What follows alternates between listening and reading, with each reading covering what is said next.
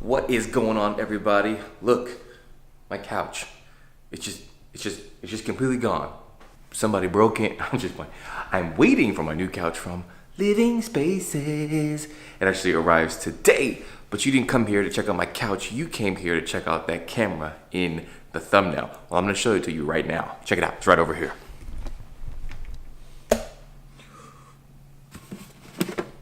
Here it is, my custom Polaroid Originals OneStep 2 Supreme Custom Camera. Now, I'm gonna walk you through this video top to bottom so you can check out exactly how I did it. But you guys know the drill, so before we go any further, make sure you hit the subscribe button and you ring the bell so that way you stay notified every single time I put a video out, just like this one.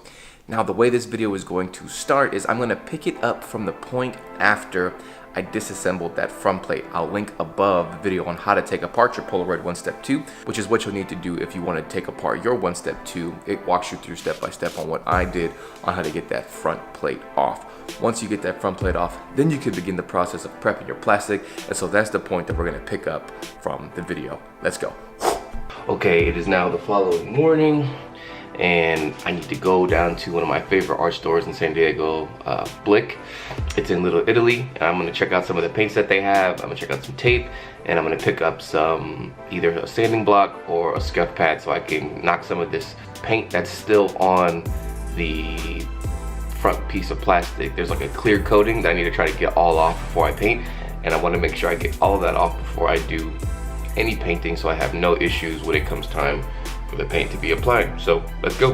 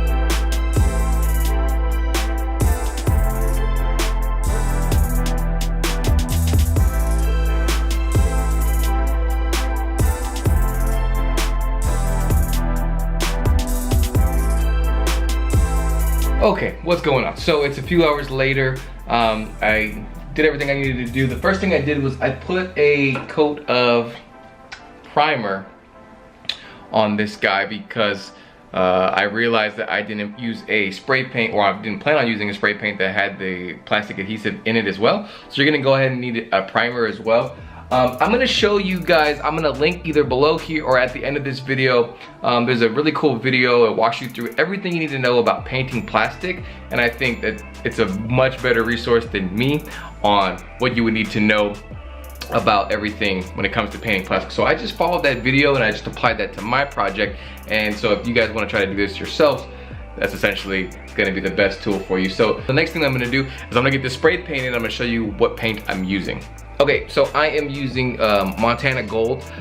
This is, you can find it pretty much any like specialty art supply store. It's not something that you can get at Home Depot. And the reason why I went with this is because I know it's a higher quality paint. Back in the day, your boy used to do a lot of painting on walls and things like that and on canvas. And I just love the quality of paint that I got from the Montana Gold.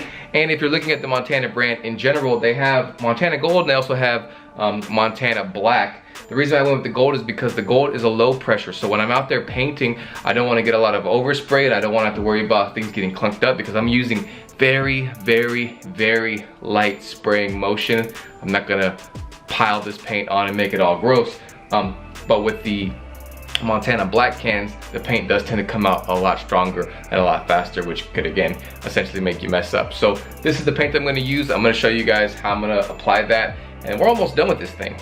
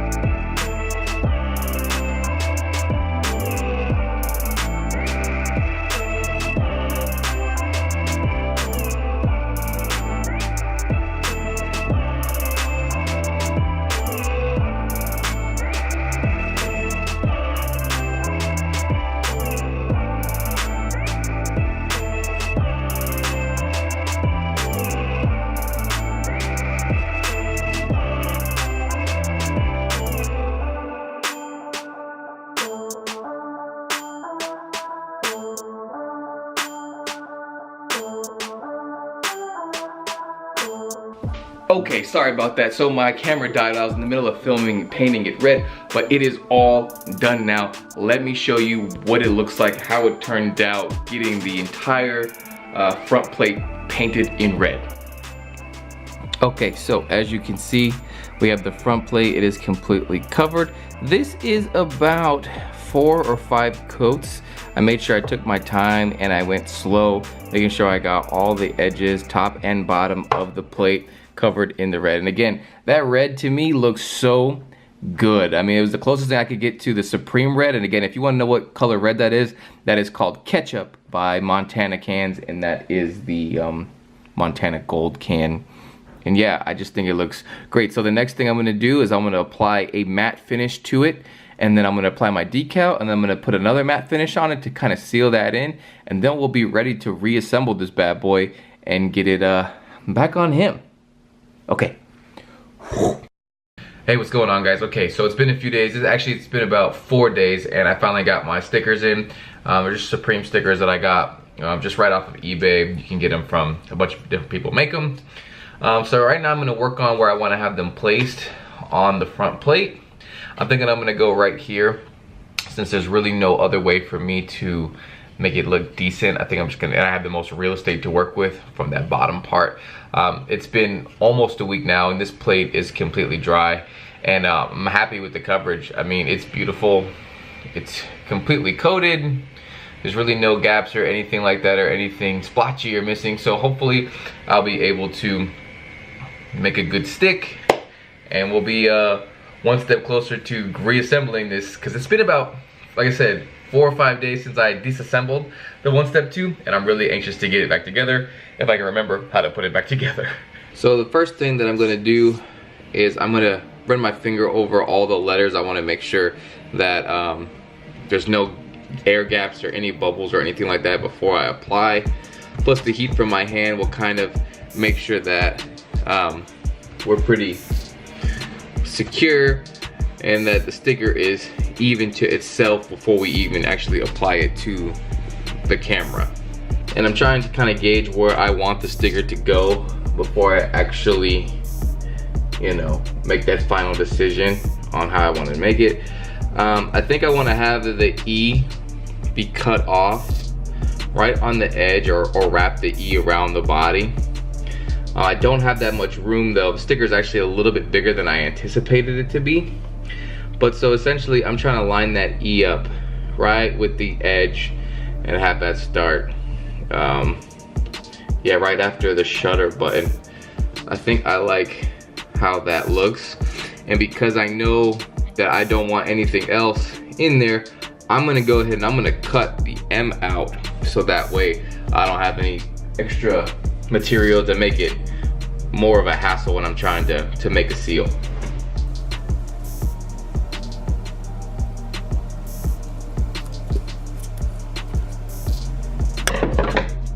Okay, that is done.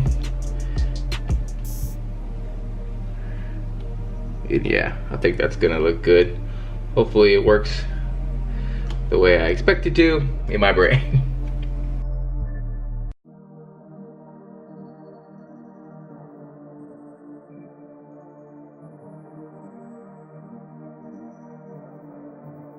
So, we got that.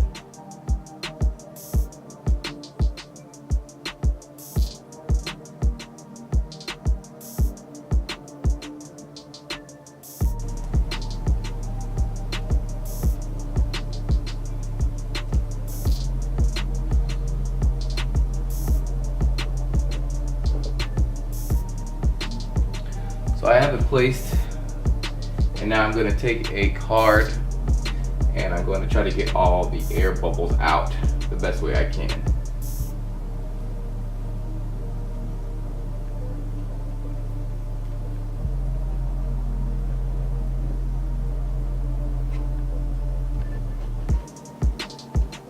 Be careful when you do this that you don't scratch your paint that you just applied. Especially if you're doing this relatively quick. You want to make sure that you're giving your paint enough time to adhere and actually dry before you do this, because you don't want to scratch some of that paint off because it could be real delicate.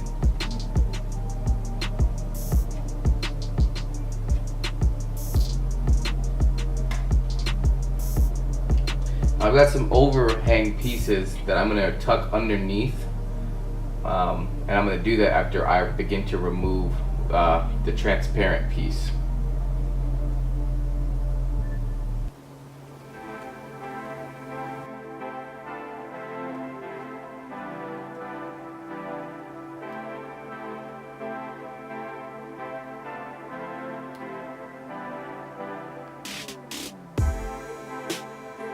There's no need to rush. Make sure you just do this nice and slow.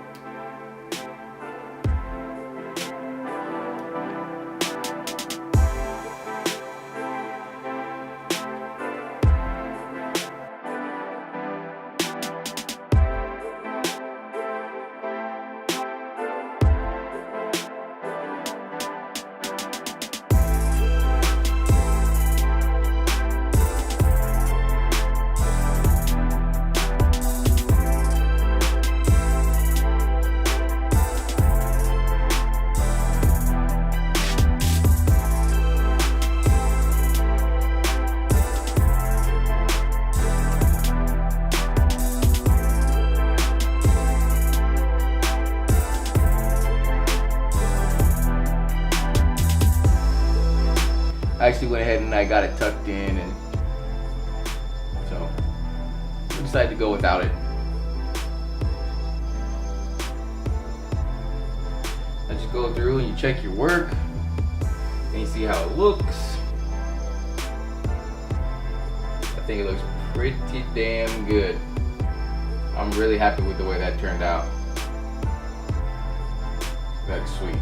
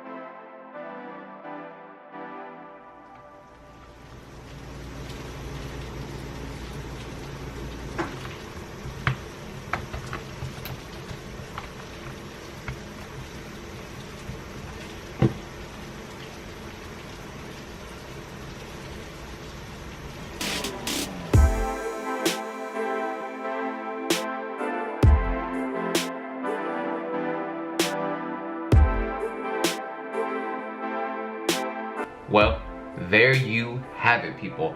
A Supreme Polaroid Original OneStep 2. It's completely red. I'm so pumped with the way this thing turned out. I think it looks amazing. You know, where the sticker placement was, you don't really have that much room to work with, so I stuck it in the best place that I thought it would look. And I think it just looks great. It pops so much off of that red. And even if I didn't add the sticker, I think it would still look amazing. It'd be like the only red OneStep 2 in existence, and I'm pretty sure that this is the only Supreme Polaroid OneStep 2 in existence. So yeah, I'm looking forward to seeing your guys' customizations. So I hope this has inspired you. I hope this has given you some ideas. I want to see what you guys can come up with. If you're if you post them when you're done, I'd like to see them. Tag me in your comments. If you make a video, tag me on your Instagram. If you post the camera on Instagram. I'm really pumped at the way this thing turned out. I can't wait to get out shooting with it, and I really hope that this helped maybe spark some creativity and give you some confidence as far as if you wanted to maybe make a Polaroid your own.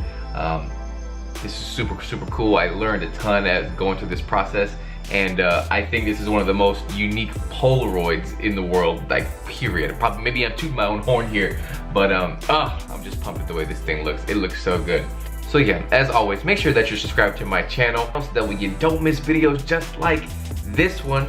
I appreciate every single person that subscribes. Follow me on Instagram. I'm definitely gonna be sharing some photos of this guy on Instagram as well. And if you see other social media sites like big accounts share this photo, remember where you saw it first, remember where it came from, right here on my channel. So again, thank you. I thank you so much for sticking through this video and checking this customization video out. And until the next video, I'll see you on the next one.